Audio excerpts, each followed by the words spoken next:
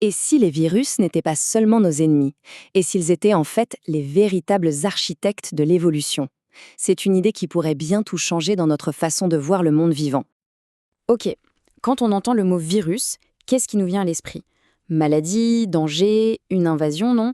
Et oui, c'est une partie de l'histoire, bien sûr. Mais attention, ce n'est qu'une toute petite partie. La vérité, elle est beaucoup, beaucoup plus complexe et franchement, bien plus fascinante. Et le plus dingue, c'est que pour comprendre ça, pas besoin d'aller chercher bien loin.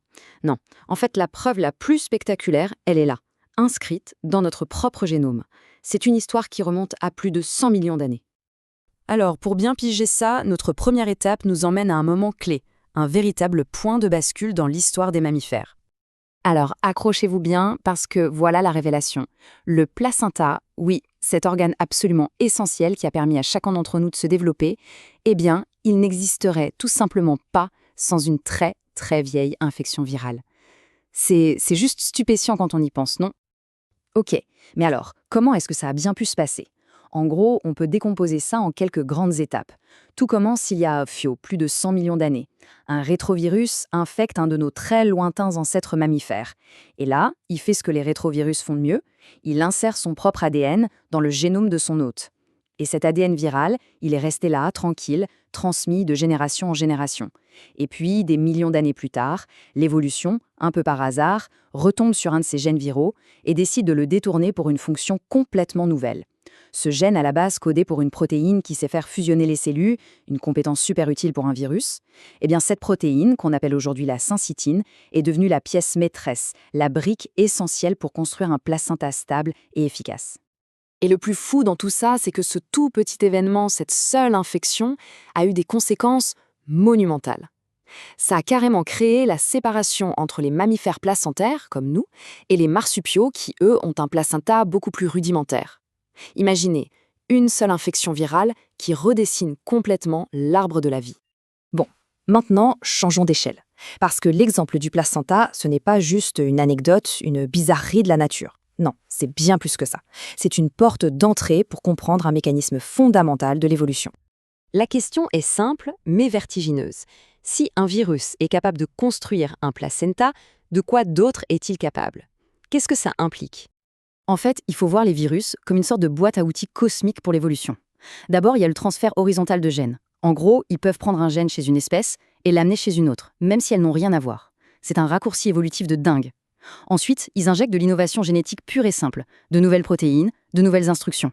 À plus grande échelle, ils régulent des écosystèmes entiers, comme les populations de bactéries dans les océans. Et parfois, ils peuvent même déclencher l'apparition de nouvelles espèces en créant des barrières qui empêchent des groupes de se reproduire entre eux. Ce concept, le transfert horizontal de gènes, ou THG, il est vraiment central. On a l'habitude de penser l'évolution de manière verticale, des parents aux enfants. Mais là, avec les virus, c'est comme si l'arbre de la vie pouvait s'échanger des branches, partager des infos génétiques dans tous les sens. Il y a une analogie que je trouve géniale pour illustrer ça. Elle dit que les virus sont à la biologie ce que les comètes sont à la cosmologie. C'est parfait, non? Les comètes qui transportent des éléments d'un bout à l'autre du système solaire et les virus qui font pareil avec du code génétique, mais à l'échelle de la planète. Et forcément, quand on commence à comprendre l'ampleur de ce phénomène, ça pousse certains scientifiques à proposer un changement de vision, radical. Alors, pour faire simple, on a deux visions qui s'affrontent. D'un côté, la vision classique, néo-darwinienne, l'évolution c'est lent, ça se fait par petites mutations au hasard, et la sélection naturelle fait le tri. Dans ce modèle, les virus, c'est du bruit de fond, au pire des ennemis. Et de l'autre côté, on a cette nouvelle idée, le virocentrisme. Et là, on inverse tout. Le moteur principal de l'évolution, ce seraient les transferts massifs et rapides de gènes par les virus. D'un seul coup, ils passent du statut de nuisance à celui de moteur de l'innovation. Et cette idée, aussi folle qu'elle paraisse, elle est portée par de vrais pionniers. Des gens comme Luis Villarreal, qui va jusqu'à dire que les virus sont des créateurs d'identité biologique. Ou Eugene Konin, qui imagine la virosphère comme un gigantesque réseau génétique mondial. Il y a aussi Patrick Forter, qui lance une hypothèse complètement dingue.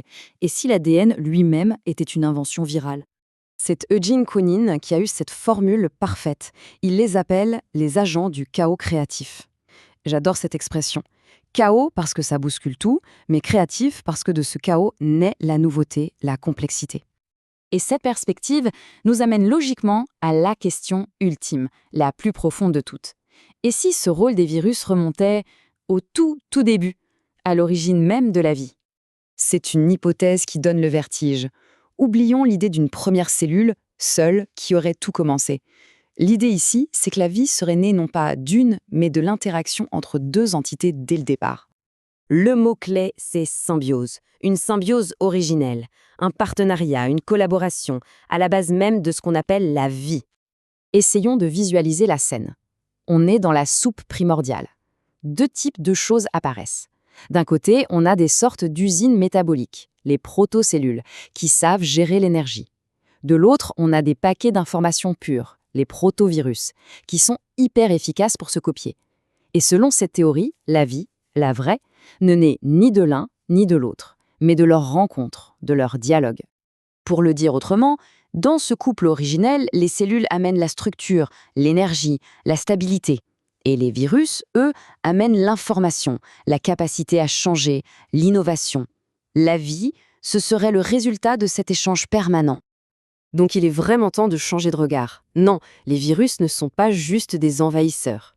Il faut plutôt les voir comme une bibliothèque planétaire. Une bibliothèque vivante d'expériences génétiques menées depuis des milliards d'années. C'est une sorte de mémoire partagée, distribuée à l'échelle du globe.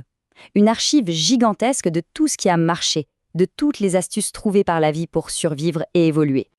Et ça nous laisse sur cette dernière pensée, cette dernière question. Et si l'histoire de la vie, au fond, ce n'était pas une histoire de compétition acharnée, de lutte pour la survie? Et si c'était plutôt une conversation créative, sans fin entre les cellules et cet océan de virus qui les entoure et qui les façonne depuis la nuit des temps?